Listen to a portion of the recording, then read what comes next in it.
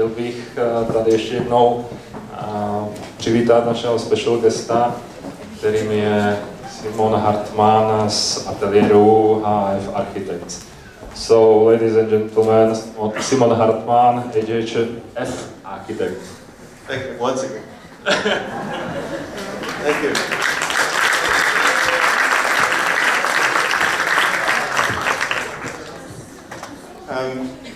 Hello, everyone. My name is Simon Hartmann, HHF Architects, and I enjoyed this very first hour of meeting. I hope I can be as good as this first hour. It was for me a really interesting format. I just told you before, I teach in different places, and so I think I have a certain overview, and I think this is one of the best formats to make students and also young professionals talk in a way that it's interesting for you, and this is also why there are so many people, I guess, so congratulations for this format. Am I you just show me. This is very loud now.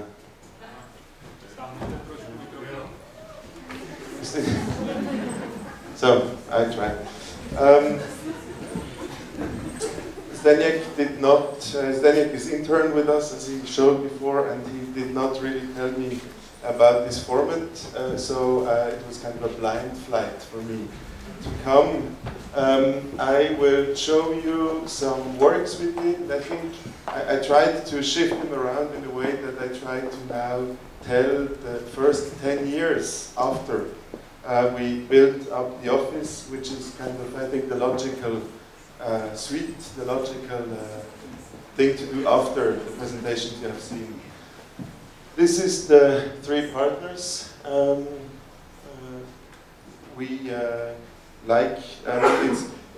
Before we saw this moment of now we start an office, and that was 10 years ago for the three of us. And still today, this is a relationship like in a love relationship, or in a family, or in brothers and sisters, and we hate each other and we like each other. I think this is the most important base anyway for an office. And then, of course, now we are at the point where you can see we're not alone anymore, so there is many people, and in the meantime, we have this very funny Portuguese-Czech connection, which does even things like this movie I have to show, at least. This was produced while the bosses were not in the office.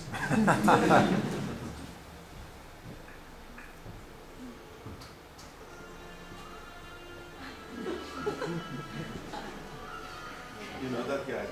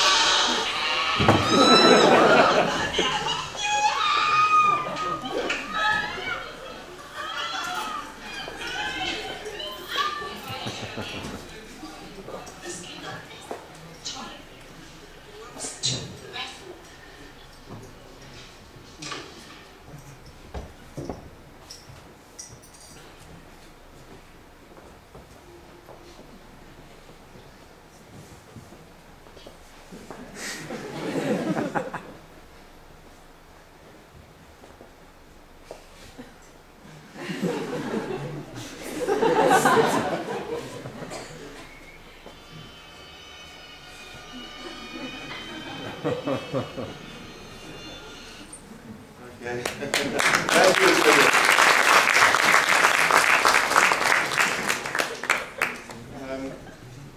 A good office is as good as the employees you have there. I want to show you quick 2, 3 images that are not from the office. This is Gottfried Semper, this famous set for magic flute.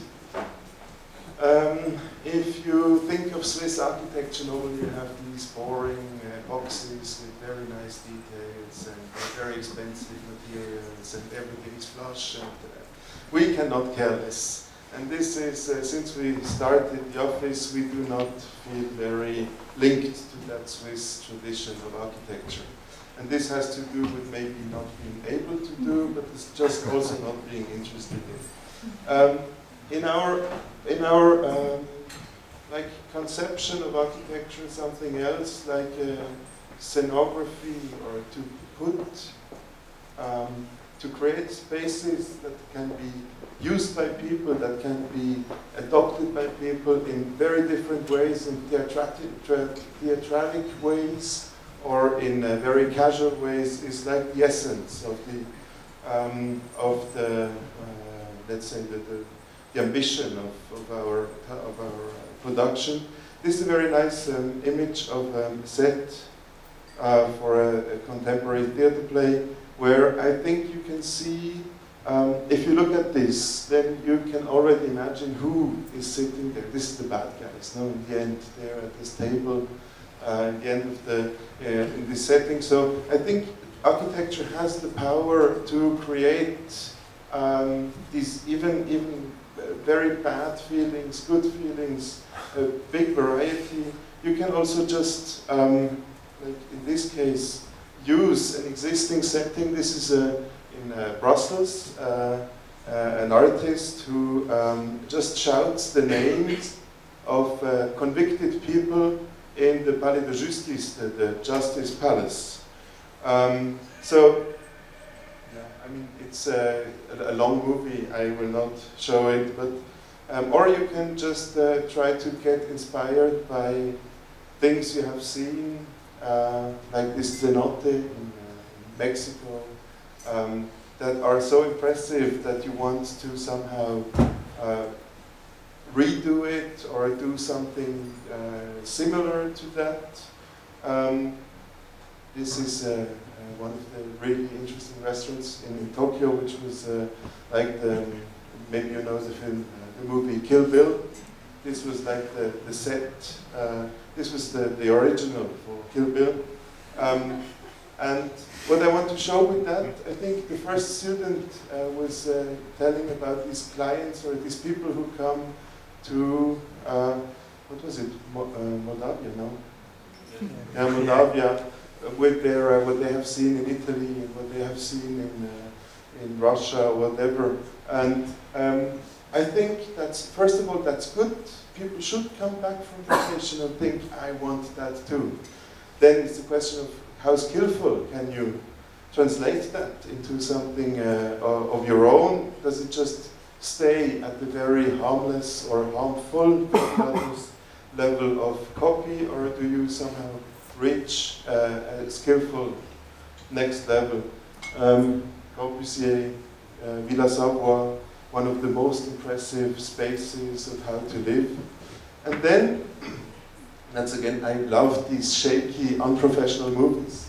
This is a movie of a little town called Aubernais in France, where you can see, like nowhere I have seen better so far, how a city, this is a city now, and in medieval times, I'm sure this was also just very similar to the Moldavian villages. One house different, all different one from the other, and over 600 years, these somehow additions to each one of these houses made that today it has a small street, a big street, a courtyard with a hotel. So very different conditions of urban spaces, and I just tell that because more and more with the office we get interested in transformation of existing conditions, and even to look at the new buildings we do as kind of transformation buildings and not as like from scratch. So this set, I want to show you kind of the latest. We delivered the latest building we did, which is a very simple house on top of quite big terrace. This was a client who came, and he did a small competition between 3 architects, I think, and we won that competition with a scheme which looks very simple, but it's quite complex because this guy was before like being interested in architecture, he was collecting Ferraris. So he had these 2 Ferraris and was just buying another one. And so then a good friend of his said, "You are stupid, now you turn into 30 years.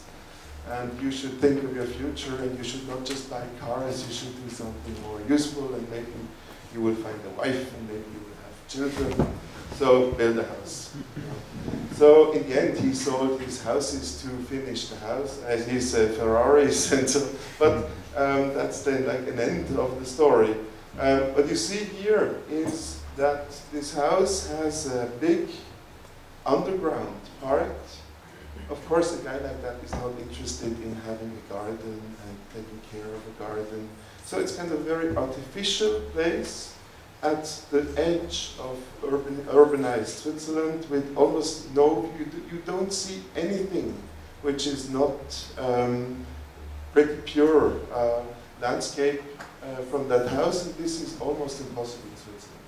So we use that to do something which is almost Zen-like, very modest, lifted, small house, cabin, cabanon, on top of a glass floor, and then an underground which is a big gym and 4 places for cars and all the modest things plus a pool. I think this beamer is too bad, and we should just not only look at images. So this is an entrance situation. This is with one of the Ferraris inside. Of course, then big questions of how can you do rough architecture and still not destroy the cars. So we had to do one-to-one models in cardboard and then show, and then with the real car, and it was like 2 centimeters or 1. So that's how it looks. It's, I think, an interesting house for us because we could somehow lead someone who is, I'm a little bit nasty, but this client is not so far from the Moldavian client.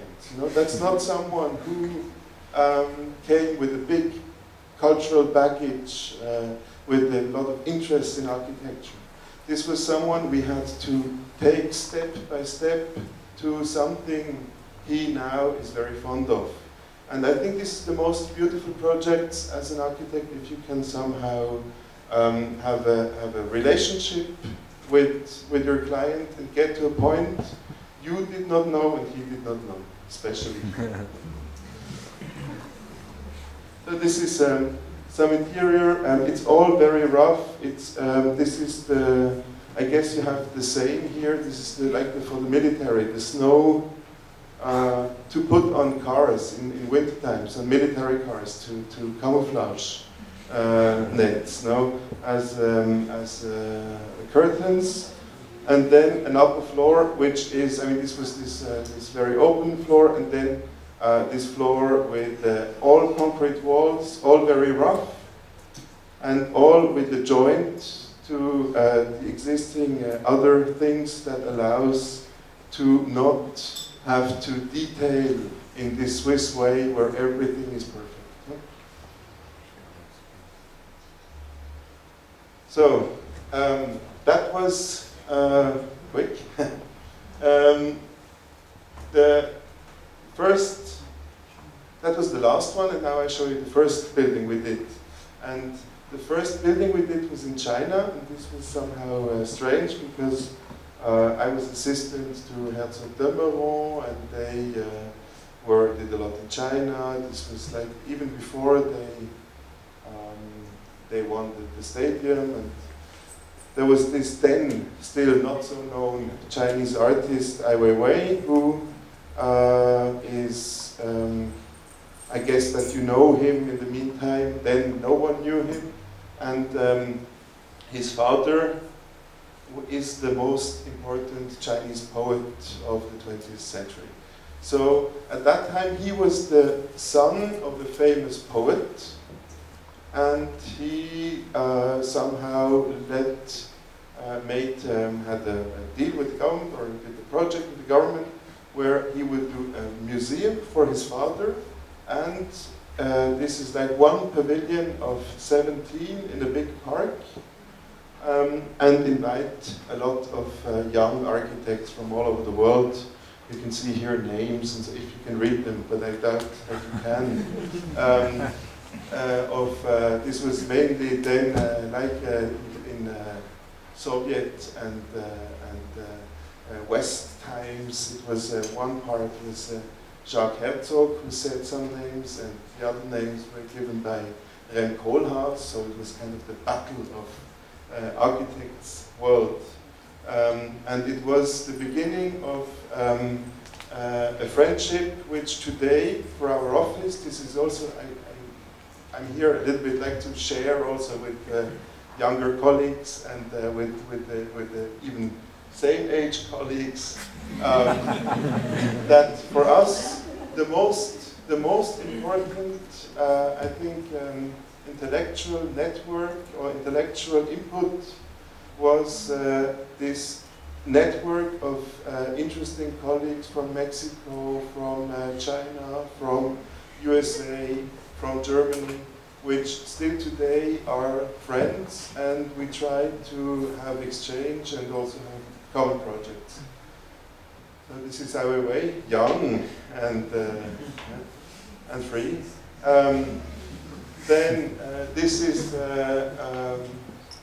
just to show you, I mean, we had no clue about China. So this first project, when you just start your office and someone asks you to do something very far away, is a very absurd situation, because you know that you don't know anything. But the question is, will they understand that you don't know anything? So what we did is that we went there and had a look at the different buildings we have seen, and were very impressed by two things. I mean, it's also simple. One thing is that in Chinese culture, I mean, now in the meantime, I've been in China 30 times or so, so it's not so foreign anymore. But still, but what is really true is that there is a value to wonder. So this naive way to say, I don't know that, I like it, I cannot explain it. It's not this like our condition of, yes, I know, I have seen that already 10 years ago, yes, what can tell you something new culture. But the culture of just wonder at things. So we thought if we can do something which is somehow not understandable, which is enigmatic, but serves the function and is done in a way that we could never do it in Switzerland, then we are pretty close to what we want. So we got this small letter saying that we should do a mini structure for children, was the official name. Whatever that means. So we thought, okay, we do something which is almost has no function. I mean, children can play everywhere. We just do something which is done in a way that it's exciting and we can describe it, and with our fear of being able to control at all, we came to something which is pure geometry, description. This was a time of Form Z. Still, where we did these like patterns, three-dimensional patterns that describe constellations, but not the whole building for these shapes. and sent the drawings, and they rebuilt, took the Form Z drawings and rebuilt in China these modules, and then they put the steel framework, and then they saw where to put, as you can see on this image, and then they started to bend around these places. So it was a super manual transformation of something we, of course, designed with digital tools, but in the end, it functions as that space. No one can really tell what it is. They call it Baby Dragon, and it's super used. It's full of, in the meantime, I guess even graffitis, but then it was just with the keys, the numbers, to exchange phone numbers and so so it's not only the very small children playing. So that's, and it functions, and it was the starting point for us. Sometimes you have just, you have lucky coincidence, but Ai Weiwei liked that so much that he called us then afterwards and invited us for different projects. And so in the meantime, I think we built 3 or 4 projects and designed about 10 together. Most of them die. So while we did this first project in China, we had one commission for some villas in Switzerland for these very bad big companies who built, I mean, all these general contractors who try to save €1 in each corner. So we had an interesting school of, and this is, I mean, this is like then the result. I think this is a decent result for that kind of contractor, because they wanted to show that they can also do high-class buildings. So what we learned there is that you can be very subversive. So what you see here is what, in the very beginning of the project, we said, yeah, we know they will, in the end, we are very paranoid as architects. They will anyway not do what we want, and they will. So we tried to create the complexity and to create something interesting with this parking garage of this 160 meters long parking garage under these buildings, with the idea that we don't like parking spaces without light, and we drew and designed this parking space at the moment where the general contractor did not understand yet that this could cost more. And at the end, it was there. He tried then even to change it, but it was too late for him. So what you see here, also, I mean, maybe you look at this. It's not about perfect geometry. This is very cheaply tilted elements. So it was all done in a way that the geometry gives something to the project, is kind of the identity of the project, even if then it's badly executed or even left away. You can see here these like crocodile eyes in the garden. This is where the sun comes in. So that was kind of this reality of this construction company where we saw we can somehow do what we like in the underground. And China were at the beginning of a project we did in Germany. It was a competition, and it was a competition in a place, maybe you know Spree, in front of Badeschiff. Maybe some of you know. So it's a very difficult place. But you see in the middle here, that's where the wall was. And so it's a difficult place, but also a beautiful place, and changing a lot. So these, that's not ours, these boxes. This is what we found there when we went there, and this fashion center was like the topic or the use. This fashion center was an invention. I think now exists. There is many existing of that type. That's not for you and me, but that's for those who have a shop with Puma or Street One or Hugo Boss or so closes. So it's only a shop for shop owners. But it looks like a real shop, just that it's always empty. So when we went there, and this client explained to these 6 or 7 teams what the task is, I have a feeling that if he could have, again, an old building like that, he would not question a second. He would just take the old building. But there was no more old building. And as you can see, the dark dot, the new building was 40 by 40 meters, and the old one was only about like 20, not even 20 feet. So the old building, you have seen these arches, these windows that are very dominant in the inside, like understanding of the building.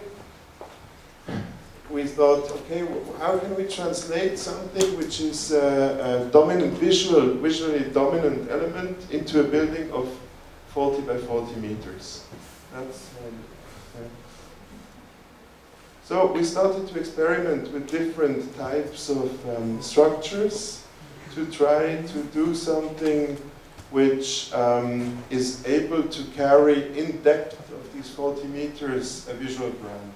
A visual brand because if you do a building for fashion, then it's very important that people know that whatever picture is taken, that it happened there. This function, today there is these soap operas in German television in the afternoon. I guess you all watch. Where when it's about the fashion designer, then it's this Denver plan zoom on the facade of the building, and then a badly redone decoration of the building inside with these arches. So these arches had a real impact, and again, it was that we thought Germany, all our friends in Switzerland said, what, you do something in Germany, you will not get paid, and they will not do what you want. So we tried to do something again which would at least be a good ruin, you know, which would at least be then a nice piece of concrete. So different versions of the facade, and now that's how it looks there. We always say it's a little bit like a prostitute, no? In this harbor, too fancy, too somehow vulgar. But that's also how it is in this neighborhood, and so it's not a fancy neighborhood. It's one of these harbors with the typical Berlin life. So it has to be an interesting place out of itself. It cannot rely on the surrounding. That's I would just you said Pecha Kucha before, and I felt that this is, for example, then, so one of the ideas was that we would do something where those who just come with their clothes, not that they have to fill everything with their brand stuff. So this is Puma, for example. And Puma really used that. They thought it fantastic, and then others came in with their. That's also very close. That's Scotch and soda, and so they all use it in a very interesting way. Then we had, again, I repeat myself, but it's also important to repeat. We had this client, and we were afraid of the client, and we understood that he's not so bad. Maybe he's not so bad as everyone says. So we started to get hope that we could even do more than we thought in the beginning. So we even did this stair, which is, as you can see, with the red lines, which is out of this is an ellipse because it's not straight, but in the it would be a circle, and in this out of this circle we cut out the same curves as in the facade to create in this very empty building, which is almost never used by anyone, something like a very dominant stair, which is a show in itself, no, a fashion show. And we were able to do that just because we had all the construction documents ready the moment when there was the handover to the construction guy. He did not understand it. He had to bleed in the end. But he said he will build that for that price, so he built it for that price. And we insisted that it looks exactly as on our drawings, and because they were needless, he had to do it. That's an entrance situation.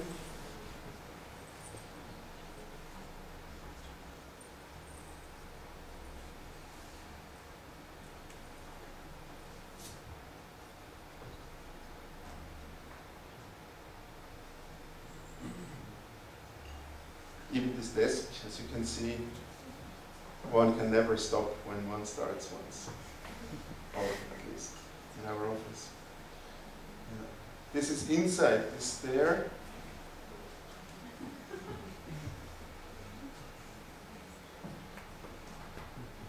It's very unusual. I mean, for those who did ever do things that have to do with a lot of people, like this space, what I like really about this space that it's pretty dark, not now only, but even in function.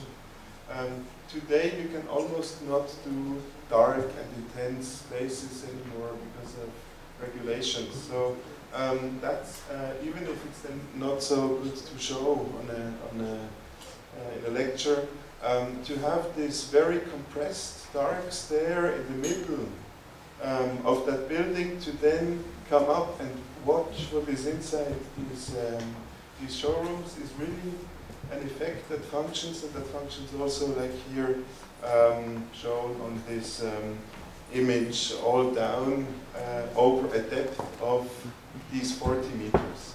So we did that, and then came one of these friends, Tatiana Bilbao from Mexico, Derek Telecom is another good friend in Mexico, and they had this commission to do a pilgrim's route or master plan for a pilgrim's route in Mexico. So this was 4 years after we got to know each other, and we were just in the middle of this Berlin project, and they said, come on, let's do that together. You have 3 weeks, and then we could submit a design to the city and so. And so we said, yeah, 3 weeks is, one could say, no, you cannot do something nice in 3 weeks. And we said, of course, we can do something nice. So then we had to somehow recycle.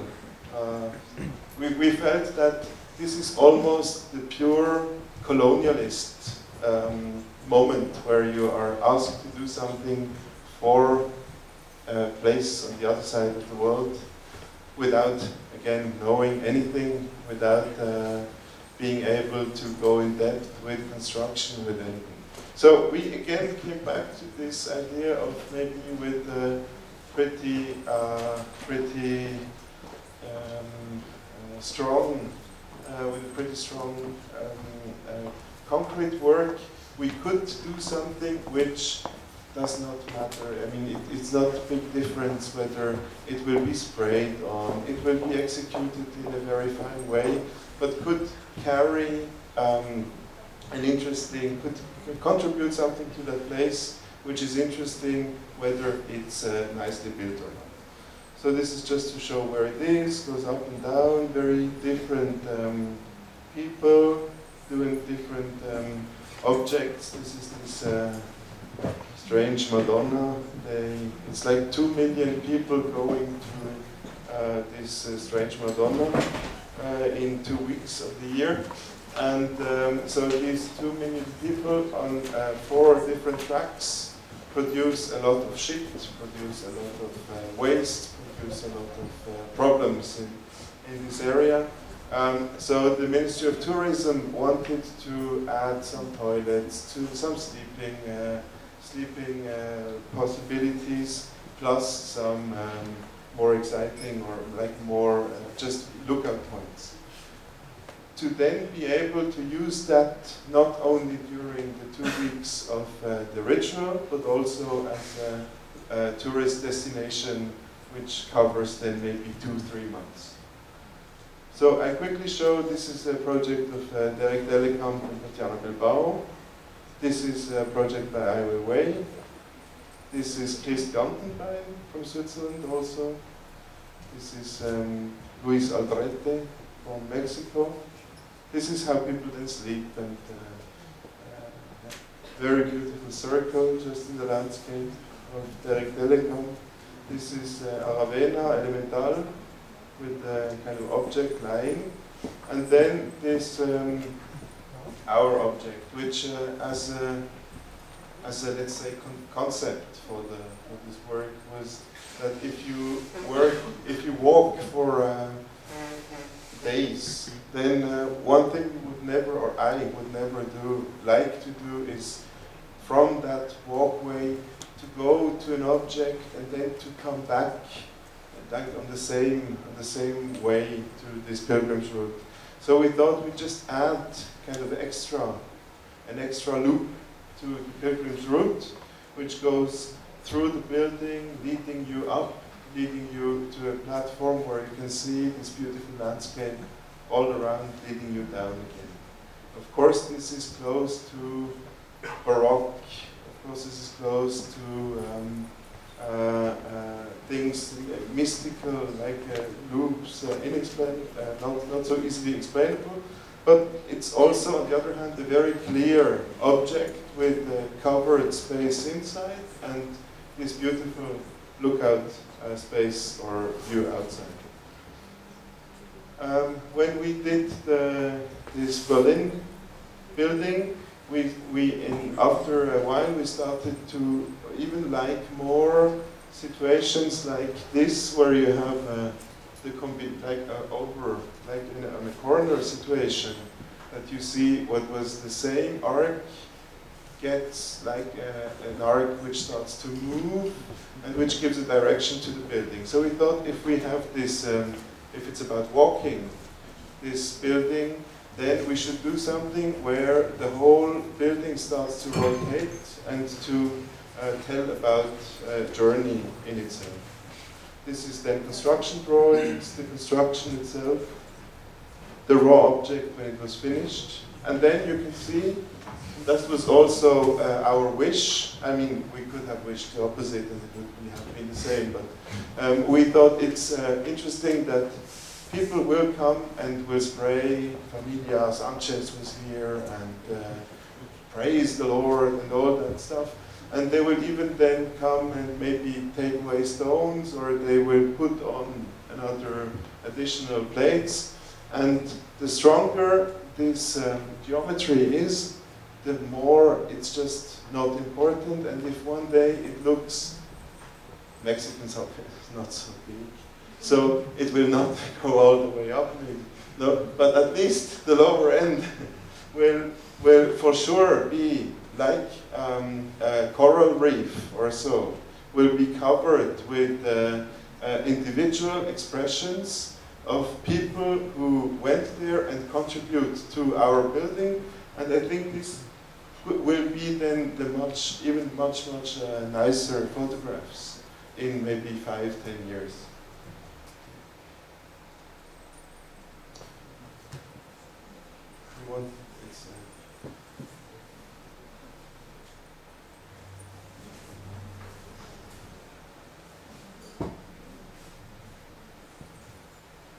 Here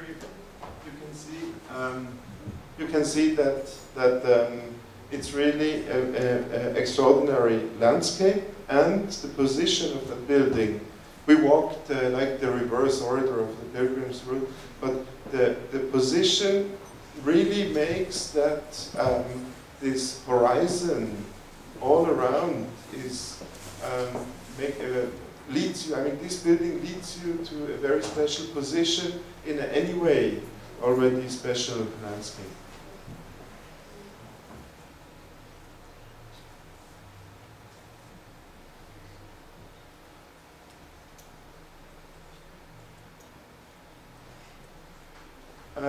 I will stop, or I will end with a project which we did in New York with Ai Weiwei, which was one of these absurdly big estates of an art collector who wanted to have a barn for his art.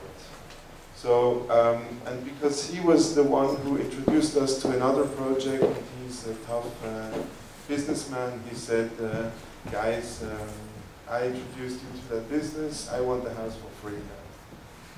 He said, no, not really. We cannot do for free, but we can try to do something which is almost no effort for us.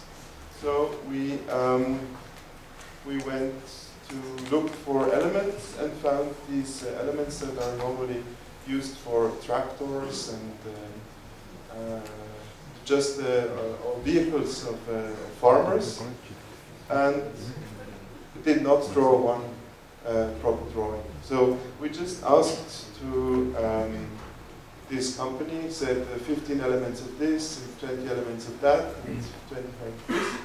And there is type A, type B, type C. I mean, you can just select, and then put it in a very simple and almost monumental order of one behind the other, just stepping down.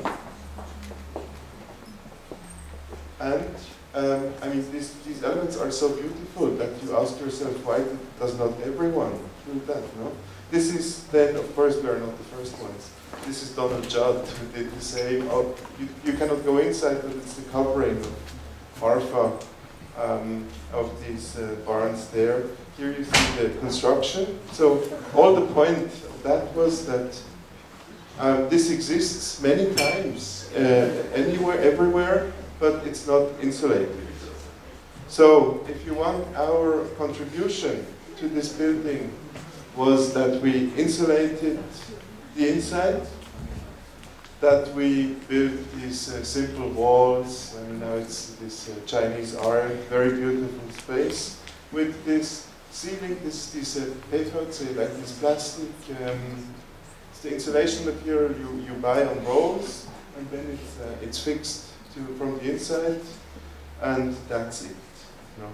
So I showed that because I think there is a lot. The best commissions you can have is those you think, oh no, we should not do that.